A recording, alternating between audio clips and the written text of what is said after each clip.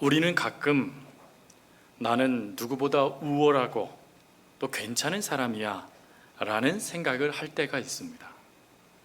남과 비교하면서 그리고 내 모습을 자랑하고 싶은 마음도 들고, 그럴 때 우리는 이렇게 우월하다, 괜찮다 라고 생각을 하죠. 근데 그런 생각을 갖다 보면 그때 즉시 다가오는 또 다른 생각이 있는데, 그것은 내가 지금 가지고 있는 모든 것, 또 지금 내가 이룬 모든 것이 내가 이루었다라고 여기기가 쉬워진다라는 것입니다. 그리고 이렇게 여기기 시작한 이때 영적인 틈이 발생되어져요. 그래서 안타깝게도 내가 하나님의 은혜 안에 살아가는 존재라는 이것을 망각하게 되어집니다. 우리는 그 모습을요, 오늘 다니엘서 4장에 나와 있는 느부갓네살 왕을 통하여 발견하게 되어집니다. 느부갓네살 왕은 바벨론 제국을 통치한 제2대 왕으로 그의 제기간은 40년에 달했습니다. 그는 역사적 실존 인물로서 바벨론식 이름은 네부카드네자르 2세입니다. 네부카드네자르 2세는 전쟁을 수행하는 장군일 뿐만 아니라 탁월한 예술가였습니다. 그래서 그때에 그가 만든 대표적인 건축물들이 있는데, 첫 번째가 바빌론의 문이라는 문을 만들었고, 두 번째로는 마로두투 지구라트라는 건축물을 만듭니다. 세 번째로는 7대 불가사의라고 말하는 공중정원을 만들게 되어지죠. 이렇게 모든 방면에 그는 탁월한 왕이었습니다. 전쟁이든 경제든 그리고 건축이든 예술이든 어느 것 하나 부족함이 없었던 왕이 바로 네부카드네자르 2세, 우리가 성경에 기록된 대로 느부갓네살 왕의 모습이었죠. 그래서 이 당시 바벨론 사람들은 그를 신처럼 추앙하였습니다.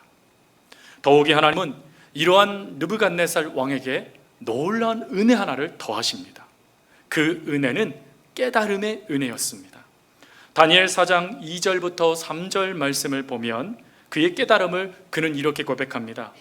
지극히 높으신 하나님이 내게 행하신 이적과 놀라운 일을 내가 알게 하기를 즐겨하노라. 참으로 그도다 그의 이적이요 참으로 능하도다 그의 놀라운 일이요 그의 나라는 영원한 나라요 그의 통치는 대대에 이르리이다. 여러분, 이 고백의 핵심은 무엇이냐면 자신의 모든 역사를 되돌아 보니까 이 모든 역사가 내가 이룬 것이 아니라 이 모든 역사 가운데 이 모든 것을 주관하셨던 분이 계시다라는 것을 발견한 고백입니다. 바로 그분은 하나님이시죠. 즉 하나님은 느부갓네살 왕이 교만해지지 않도록 그에게 누가 이것을 이루었느냐, 누가 너에게 이 은혜를 허락했느냐 하는 그 놀라운 비밀을 깨달을 수 있는 은혜를 하나님은 그에게 더하셨다라는 것입니다. 그러니 이게 얼마나 큰 은혜입니까? 그런데 안타까운 일이 발생되어져요. 하나님이 이렇게 깨닫게 해주시는 그 은혜가 무색해지는 느부갓네살의 한순간에 실패하는 실패의 모습이 나타나게 된다는 것입니다. 즉 모든 것을 이루었고 모든 사람이 신처럼 추앙하며 그를 높여드리는 그였는데 한순간에 실패한 인생이 되어지더라는 거예요. 그러면 그가 왜 이렇게 실패한 인생이 되었을까? 그것은 그에게요 두 가지의 모습이 나타났기 때문입니다. 첫 번째 모습은 교만 때문이죠. 여러분, 교만의 무서운 점은 교만은 눈에 보이지 않는다라는 것입니다. 그리고 쉽게 우리가 자각할 수도 없다라는 것이죠. 근데 그 더 무서운 점은 이 교만이 우리가 인식도 하기 전에, 의식도 하기 전에 우리의 마음, 영적인 마음밭에 자리를 차지해 버린다는 것입니다. 그리고 자리를 차지할 뿐만 아니라 이 교만은 조금씩 우리의 믿음과 영혼을 갉아먹습니다. 그래서요 자그마한 구멍을 만들어요.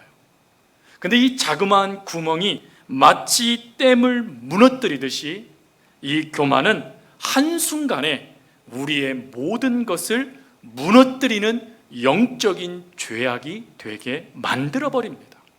그래서 교만의 무서운 점은 의식도 하기 전에 하나님께 버림받는 역사가 나타난다라는 것이죠.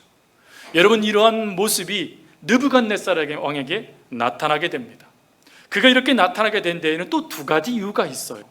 첫 번째 이유는 지도를 잠깐 보여드릴 텐데, 여러분, 지도에서요, 위에 하늘색과 밑에 분홍색이 있는데, 위에 이제 하늘색은 아버지요 느부갓네살 1세가 다스렸던 지역입니다. 근데 이 2세, 그가 느부갓네살 왕이 정복 사업을 벌여요. 그래서 어디까지 정복을 하냐면 애굽의 수도까지 점령을 해버립니다. 이 당시에 바벨론의 최대의 적은 누구였냐면 애굽이었습니다. 바로였어요. 근데 그 바로를 물리쳐서 이 근동지방 전체를 차지한 왕이 누구였냐면 느부갓네살 왕이었습니다. 그러다 보니 여러분, 넓은 땅을 바라보며 내 힘의 역사를 자랑하다 보니 어깨가요 우쭐우쭐 되는 것입니다. 내가 한 거야 하는 생각이 드니까 말이죠. 또 그것뿐입니까? 다니엘서 4장 30절 말씀을 가보면 그는 그 자신에게 다음과 같이 말합니다. 이 큰 바벨론은 내가 능력과 권세로 건설하여 나의 도성으로 삼고 이것으로 내 위엄의 영광을 나타낸 것이 아니냐 하였더니. 무슨 말이죠? 지금 이 느부갓네살 왕이 자신이 만들고 자신이 다스리고 있는 도성을 바라보며 자랑하고 있는 거예요. 근데 이 자랑의 핵심은 뭐냐면 엄청난 부와 명예, 누가 만들었느냐, 누가 이루었느냐 하는 걸 말하는 것입니다. 즉 부, 명예, 이 수많은 것들이요 넘치도록 그의 삶에 부어졌다라는 것이지요. 그러니 오늘 어떻습니까? 그것들에게 마음을 빼앗기고 그것들을 자랑하다 보니까 충분히 그가 교만에 빠질 수 있었던 것이지요.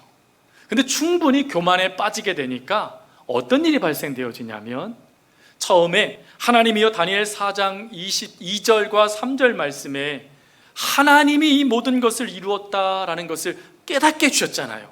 근데 그 깨달음을 잊어버리고 즉시 하나님이 아닌 내가 이 모든 것을 이루었다라고 자기 중심적인 고백을 하기 시작한 겁니다.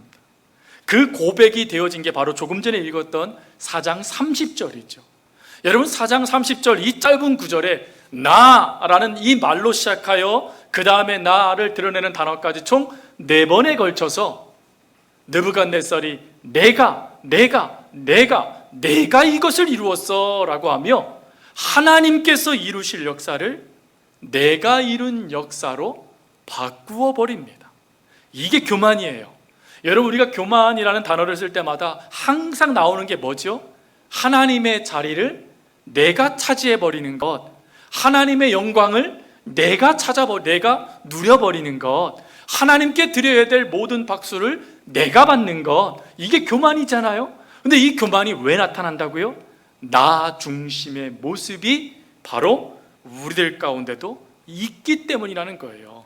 그럼 나 중심이 왜 생겼죠? 하나님의 은혜를 놓치게 되니, 하나님의 존재하심을 놓치게 되니 나밖에 보이지 않았기 때문인 것입니다. 여러분, 우리들도요 이 모습을 우리는 경계해야 돼요. 특별히 여러분들을 잘 되고 계시는 분들이 계십니까? 손을 대는 것마다 막 부흥하고 손을 대는 것마다 막 풍성한 열매를 맺는 등 하는 일마다 잘 되고 계십니까? 그때 조심하셔야 됩니다. 왜 그렇죠? 우리도요 느부갓네살이 갖고 있는 자기 중심성, 내가 전부야, 내가 이루었어 라는 이 생각을 늘 품고 있는 삶을 살기 때문에 그렇습니다. 우리는 하나님께 영광을 돌리기를 원합니다 라고 고백을 하지만 실제적으로 수많은 영광에 사람들이 나에게 박수를 쳐주지 아니하면 얼마나 서운한지를 몰라요. 그래서 그 서운함 때문에 어째요? 오히려 그것이 문제가 되어 그의 어려움이 되게 만드는 일들도 너무나 많이 보지 않습니까? 여러분, 그러한 모습이요 우리 가운데도 나타날 수 있다라는 거예요. 그러면 이것이 나타남으로 끝나나요? 아니요. 이것이 나타남을 통해 우리는요, 생사화복을 주관하시는 하나님, 구원을 이루어 주시는 하나님을 외면하게 됩니다. 외면할 정도가 아니라 아예 내가 하나님이다 라고 생각하여 내 마음대로 하고 싶어 하는 모습들이 나타날 수 있다는 것이죠. 그래서 우리는 늘 경계해야 돼요. 나도 느부갓네살 왕처럼 교만해질 수 있다라는 걸 말이죠. 그리고 이렇게 교만해지면 하나님은 어떻게 반응하시지요? 그게 오늘 본문의 말씀이에요. 오늘 본문 37절에 하나님은 뭐라고 느부갓네살을 통해 말씀하시냐면, 하나님은 교만하게 행하는 자를 능히 낮추심이라. 실패의 자리로 무너뜨려 버리신다라는 것이에요. 그래서 우리는 이러한 교만의 결과들이 우리 가운데 나타나지 않도록, 교만의 태도가 보이거나 아니면 교만의 태도가 나타나 나 중심성, 내가 왕이야, 내가 하나님이야 라는 착각에 빠지지 않도록 그런 순간순간의 유혹이 다가올 때마다 다음과 같이 질문해야 돼요. 뭐라고 질문하냐면, 나 같은 사람이 어떻게 이 일을 할 수 있었을까?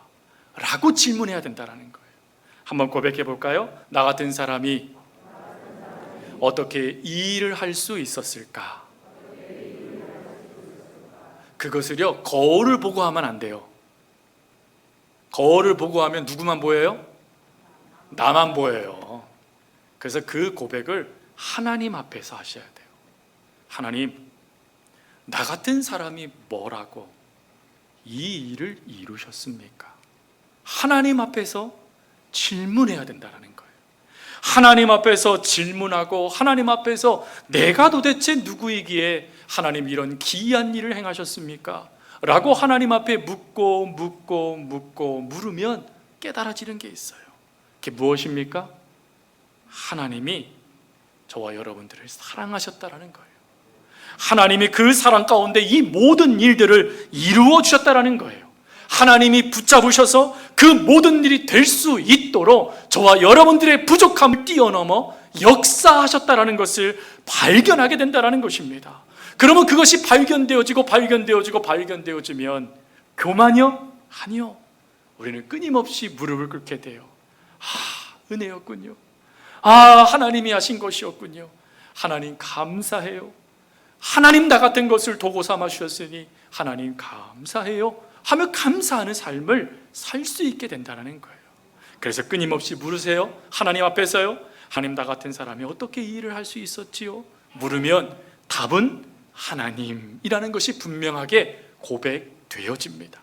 그리고 두 번째로 이 느부갓네살 왕이 놓친 게 뭐냐면 경고를 무시했어요.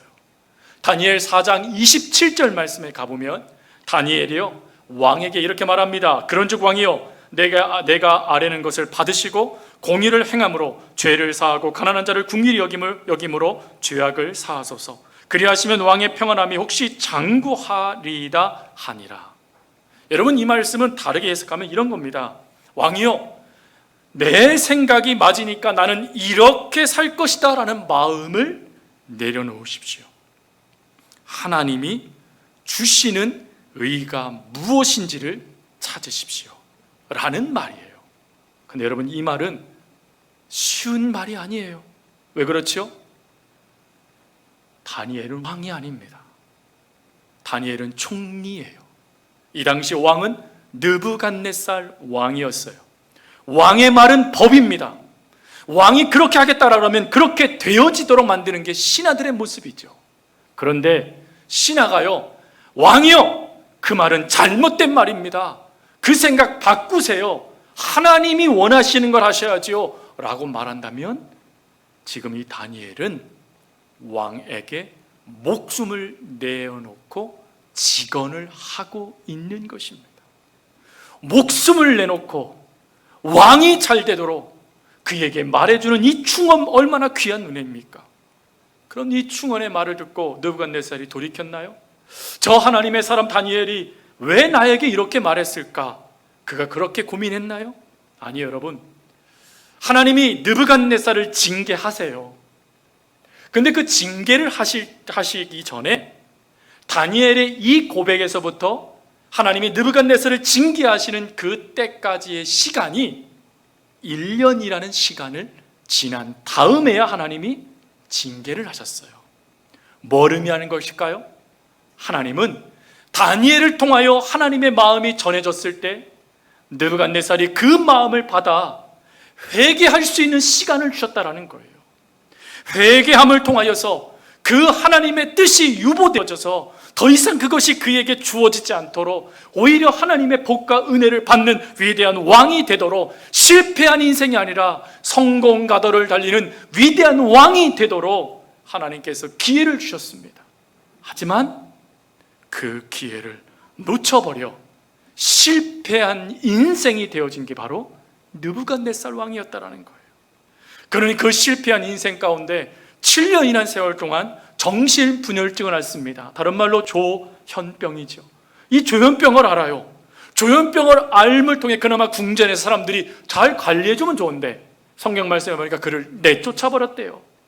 그래서 들에서 들짐승처럼 하늘에 이슬을 맞고, 머리는 독수리의 털처럼 되고, 손톱은 새의 발톱처럼 되어지고, 짐승처럼 풀을 먹는 철저하게 실패한 인생이 되어진 것이 느부갓네살 왕이었습니다. 여러분, 이 모습을 보면서 우리는 무엇을 깨달아야 될까요? 여러분, 우리의 삶에도 잘 될 때도 있지만 잘 되지 못할 때도 참 많은 것 같아요. 수많은 계획과 수많은 기도의 제목과 수많은 그 은혜들을 바라보며 또 희망 고문을 하며 끊임없이 그렇게도 잘 될 거야 생각하고 움직여요. 근데 안 돼요. 이상하게 문제가 꼬여요. 잘 될 것 같은데 자꾸 막혀요. 이상하게 이 일하면 될 것 같은데 끊임없이 무엇인가 중단되는 것 같아요. 그럼 여러분, 그때 그 자체에 매몰되면 안 돼요. 실패와 어려움, 끊임없이 안 되는 그 걸림돌을 여러분들이 묵상하면요, 그 모든 것이 여러분들의 잘못인 것처럼 느껴져요. 그러면 그 모습 때문에 여러분들을 비하하고요, 여러분 스스로를 정죄해요. 너 때문이야. 네가 잘못해서 그래. 정죄해요. 아니요, 여러분. 하나님이 원하시는 모습이 아니에요. 하나님은 여러분들의 비하를 하고 여러분들을 정죄하고 여러분들이 잘못됐다라는 것을 여러분들 뉘우치며 끊임없이 그 속에 있기를 원치 않으세요. 하나님은 만약에 여러분들이 기도하며 움직였는데 무엇인가 안 돼요? 자꾸 무엇인가 막혀요? 끊임없이 내 몸에 병이 들어요? 그러면 그때 깨닫기를 원하신다라는 거예요. 무엇을요? 하나님을 깨닫기를 원하신다라는 거예요. 그 속에서 하나님이 끊임없이 우리들 가운데 말씀하고 싶어하는 게 있다라는 것입니다. 그래서 혹시 끊임없이 내 삶이 걸림돌이 있는 것 같은 분들이 계십니까? 무엇인가 내가 하고 싶은 대로 안 돼, 너무 눈물 나고 답답하고 미칠 것 같은 분이 계십니까? 그렇다면 즉시 멈추고 하나님께로 기도하러 나오세요. 그리고 하나님께 물으세요. 하나님, 내 인생 가운데 내가 지금 놓치고 있는 것이 무엇입니까? 하나님이 끊임없이 혹시 경고하시는데 그 경고를 제가 듣지 못하는 우둔함은 무엇입니까? 하나님이 끊임없이 나에게 말씀하여 주시는데 하나님, 내가 그것을 애써 외면하며 그 말씀을 마음밭에 두지 못하고 있는 것들은 무엇입니까? 하나님 알려주세요. 하나님 깨닫게 해주세요. 여러분, 기도하셔야 돼요. 여러분, 그렇게 기도하고 기도할 때 하나님은 그 뜻을 발견할 수 있는 기회가 될 수 있도록 역사하신다라는 거예요. 물론 이 뜻을 이해하지 못해서 하나님의 놀라운 역사가 우리 가운데 주어졌음에도 불구하고 알지 못하여 지금 그 타이밍을 놓쳐 실패의 자리에 앉아 계신 성도님들도 계실 거예요. 기도하고 말씀 보고 매달리며 내가 그래도 하나님 의지하면 되겠지라고 생각했지만 여전히 이해할 수 없는 일들로 끊임없이 휘몰아치는 그 파도에 정신 차리지 못하고 있는 성도들도 계실 거예요. 낙심하지 마십시오. 이제 모든 것이 끝났다라고 생각하지 마십시오. 왜요? 여기에 중요한 두 번째의 하나님의 은혜가 있어요. 그것은 하나님은 우리 모두가 실패한 인생으로 결론 짓도록 방치하지 않으신다라는 것입니다. 즉 내가 실패한 인생처럼 여겨져서 내 삶에 어떤 희망도 없는 것처럼 느껴지는 그때 그것을 하나님은 절대 동의하지 않으신다라는 거예요. 오히려 하나님은 그 실패를 통해 하나님을 만나게 하시고 그 하나님을 만나는 그 놀라운 역사를 통해 회복의 은혜를 더하신다라는 것이에요. 어떻게 할 수 있냐고요? 어떻게 확신할 수 있냐고요? 느부갓네살을 보십시오. 여러분, 느부갓네살은 철저하게 실패한 인생이었어요. 하나님이 주신 그 기회도 발로 차버리고 엉뚱한 교만과 우둔함에 빠져 하나님의 은혜를 은혜로 받지 못하는 어리석은 삶을 그가 살았어요. 그 결과 그는 실패했죠. 근데 그 실패했는데 거기서 끝났다면 하나님은 참 무서운 하나님이실 거예요. 근데 하나님은 그러지 않으세요. 34절 말씀을 보세요. 여러분 34절 다 읽지 않고 앞부분만 보시기 바랍니다. 뭐라고 돼 있죠? 그 기한이 참해. 여러분, 이게 은혜예요. 여러분, 하나님이 저와 여러분들을 심판하시고 때로는 하나님이 질게 진책하시는 것 같고 여러분들을 향하여서 매를 대시는 것 같잖아요. 근데 그때가 언젠지 그 기간이 얼마만큼 긴지 잘 모르겠어요. 근데 하나님은 때를 정하셨다라는 거예요. 무한히 여러분들을 질책하시며 무한히 여러분들을 책망하시는 분이 아니시라는 거예요. 하나님은 때를 정하시며 그 때 안에서 우리가 깨달음의 시간을 주시는 분이시라는 것입니다. 그것이 바로요, 기한이 참해라는 뜻이에요. 그러면 무엇을 깨달을까요? 그 깨달음이요, 4장 26절과 4장 32절에 나와 있어요. 4장 26절 말씀, 하나님이 다스리시는 줄을 왕이 깨달은 후에야 왕의 나라가 견고하리이다. 32절, 지극히 높으신 이가 사람의 나를 다스리시며 자기의 뜻대로 그것을 누구에게든지 주시는 줄을 알기까지. 하나님이 끊임없이 이 모든 것을 다스린다라는 것을 깨달을 때까지. 이것을요, 다른 말로 하나님의 존재를 깨달을 때까지라고 말합니다. 하나님이 계시구나, 하나님이 하시는구나, 하나님이 이루시는구나, 하나님이 지금도 나와 함께 하시는구나, 이 실패의 자리에서도 하나님은 나를 지키셨구나. 제가요, 느부갓네살의 이 7년간의 들짐승처럼 변했던 이 사건을 보면서요, 놀라운 것 하나를 발견했어요. 그게 뭐냐면 그가 안 죽었어요. 여러분, 보통 우리가 정신질환을 앓고 있는 분들이 집을 나가게 될 때 걱정하는 것들이 뭐죠? 객사할까 봐 걱정합니다. 아무도 모르는 곳에 혹시 가서 어려움 당할까 봐 걱정하잖아요. 근데 7년 동안 이 어려움을 당하는데 그가 안 죽었어요. 오히려 안 죽고 그에게 어떤 변화가 이루어지냐면 그 7년이라는 세월 동안 깨달음을 알아가는 시간이 되어져요. 하나님을 발견하는 시간으로 그가 그 시간을 보내더라는 거예요. 그리고 그 모든 것을 통하여 하나님을 발견하게 되고 분명하게 확신하게 되니까 비로소 그의 눈이요, 하늘을 우러러 봅니다. 34절 말씀 보세요. 그가 하늘을 우러러 보았더라. 여러분, 하늘을 우러러 보다라는 이것이 느부갓네살의 원래의 모습이 아니었어요. 그가 30절에요. 그가 내가 이 모든 것을 이루었어. 내가라는 말을 했을 때 그는 바벨론 궁전에 올라가서요, 그 바벨론의 모든 것들을 바라보며 교만하게 내가 이것들을 이루었지 라고 하며 자신이 하늘이라고 착각했던 사람이었어요.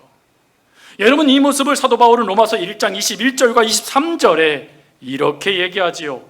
하나님을 알되 하나님을 영화롭게도 아니하며 감사하지도 아니하고 오히려 그 생각이 허망하여지며 미련한 마음이 어두워졌나니 스스로 지혜 있다 하나 어리석게 되어 썩어지지 아니하는 하나님의 영광을 썩어질 사람과 새와 짐승과 기어다니는 동물 모양의 우상으로 바꾸었느니라.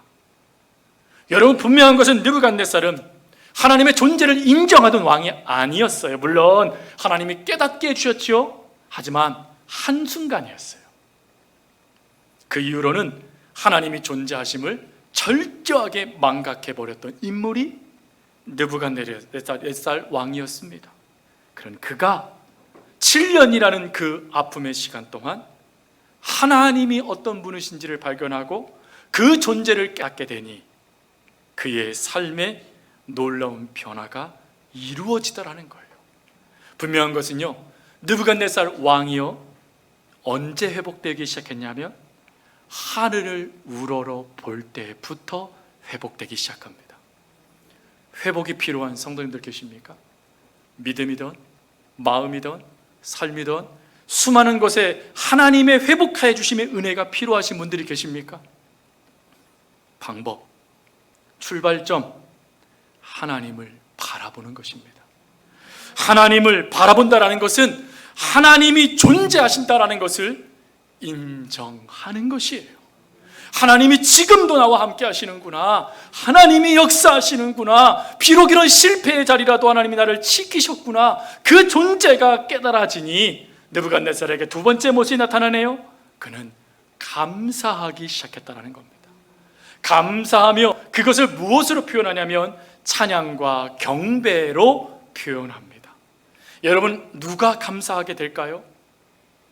신앙적으로 감사하는 사람들은 두 가지의 모습을 놓치지 않는 사람들이래요.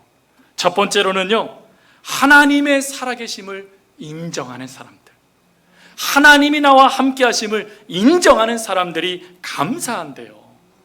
여러분, 복음성가 중에 나 주님의 기쁨 되기 원하네 라는 찬양이 있잖아요. 우리 성도님들 참 많이 부르실 거예요. 근데 여러분, 나 주님의 기쁨 되기 원하네 라고 찬송을 부르는데 퀘스천이 하나 딱 잡히지 않습니까? 어떻게 해야 될까를 모르는 거예요. 기쁨이 되기는 싶은데 어떻게 라는 거에 대한 답을 주지 못하는 게 우리의 인생이잖아요. 근데 그 인생의 답, 어떻게 하면 내가 하나님의 기쁨이 될 수 있냐면 하나님을 인정하는 거라는 거예요. 하나님의 그 존재를 인정하는 것이라는 겁니다. 내 삶이 잘 되던, 내 삶이 망가지던, 내 가정이 복을 받던, 내 가정이 어려움에 임해오던 그 어떤 것이 내 삶에 다가온다 할지라도 하나님은 하나님이십니다. 인정하는 것, 그리고 그 삶의 자리에서 끊임없이 하나님의 존재를 의식하는 것. 그래도 하나님은 나를 떠나지 아니하신다. 그래도 하나님은 나를 붙잡아 주신다. 그래도 하나님은 나와 언제나 함께 하신다. 그리고 뭐라고 고백해야 될까요? 하나님을 아버지라고 고백하는 거예요. 여러분, 만약에요, 여러분들 자녀들이 여러분들 관계가 깨어져 가지고 어느 날 갑작스럽게 여러분들 보면서 아저씨 왜 그러세요? 아줌마 그러지 말지 마세요 막 말한다면 여러분들 마음이 어떠시겠어요? 절망도 되고 슬플 것 같아요. 근데 우리가 의외로 하나님께 그러고 있다는 것 아셔야 돼요. 하나님은 우리의 아버지세요. 믿으세요? 아버지는 절대 여러분들을 떠나지 않아요. 그 아버지, 여러분과 함께하고 있는 그 아버지를 인정하며 그 존재를 여러분들이 믿을 때 우리의 입에서는 감사가 넘치게 된다는 거예요. 또 두 번째는요, 하나님이 내 삶을 인도하셨음을 인정할 때 감사하게 된다는 거예요. 여러분, 내가 내 힘으로 이 모든 것들을 이루었어 라고 하면 뭐가 사라지냐면 감사가 사라져요. 왜? 하나님이 이룬 게 아니라 내가 이룬 거거든요. 하나님께서 하신 것이 아니라 내가 한 거거든요. 그러니 어떻게 될까요? 지갑이 회개하지 않아요. 지갑이 굳게 닫히는 겁니다. 왜요? 아깝거든요. 내가 한 건데 이걸 왜 내가 남에게 줘야 돼? 생각되는 거예요. 그런데 그때 하나님이 하신 것이 보여진다라면, 하나님이 내 삶의 그 모든 것들을 역사하신 것이 믿어지기 시작한다라면 즉시 우리는 이렇게 고백합니다. 하나님, 내 삶에 당연한 것 하나도 없습니다. 내가 한 것이 아닌 하나님이 하신 거라는 것이 깨달아지는 거예요. 그 깨달아짐의 역사를 마음에만 두면 안 돼요. 이것을 고백해야 된다는 것입니다. 어느 교회에서는 결혼식을 하게 되어지면 자녀들이 부모님께 편지를 낭독하게 만든다는 거예요. 저도 한번 해볼까 생각해 봤는데 안 되겠더라고요. 울음바다가 될 것 같아요. 기쁨의 잔치가 울음의 잔치가 될 것 같은 거예요. 근데 그것에서 왜 이것을 하게 됐을까 하고 그분의 이야기를 듣다 보니까 공감이 됐어요. 자녀들이 결혼식을 이제 주례를 마치고 이제 결혼식의 모든 것이 끝나게 된 그 시점에 부모님을 바라보고 그들이요 편지를 낭독한답니다. 내용은 대부분 이렇답니다. 아빠, 이만큼 아버지가 노력해 주셨기에 오늘 우리 가족이 여기 있을 수 있었어요. 엄마가 이만큼 희생하셨기에 지금 제가 여기에 있을 수 있었어요 라고 자녀들이 고백하도록 만든다는 거예요. 그럼 자녀들의 그 고백을 들으면 부모님들은 어떠실까요? 흡족해 하겠지요. 하지만 대부분의 부모들은 운답니다. 왜요? 자녀가 나를 인정해 준 거예요. 자녀가 내 수고와 헌신을 인정해 주고 있는 거예요. 그것이 너무 기뻐서 눈물을 흘리는 게 부모의 마음이라는 것입니다. 성도 여러분, 하나님도 마찬가지 아닐까요? 하나님도 하나님이 행하신 일들을 우리의 입술로 고백하며 고백되어진 그 은혜들을 하나님이 듣기를 원하시지 않으시겠습니까? 기도했어요. 말씀을 준비하면서 하나님께 그럼 제가 어떤 고백을 드려야 될까요? 하나님, 제 입술에 하나님의 고백을 넣어주세요. 어떻게 해야 될까요? 물론 하나님, 전 이런 고백의 제목들도 있어요. 근데 그것보다 정말 하나님, 제가 한 번의 고백을 하나님께 드린다면 뭐라고 고백하면 좋겠습니까? 기도하는데 기도가 시작되기도 전에 제 입에서요 찬양이 툭 튀어나오는 거예요. 그 찬양이 우리 성도님들도 너무 좋아하는 찬양이죠. 지금까지 지내온 것 주의 크신 은혜라, 한이 없는 주의 사랑 어찌 이루 말하랴. 자나깨나 주의 손이 항상 살펴주시고 모든 일을 주 안에서 형통하게 하시네. 고백을 하게 될 수밖에 없더라고요. 성도 여러분, 하나님은 날마다 인정하세요. 하나님이 저와 여러분들의 삶 속에 어떻게 역사하시는지 매 순간 그 하나님 앞에 고백하세요. 어렵습니까? 그럼 다시 느부갓네살을 주목해 보세요.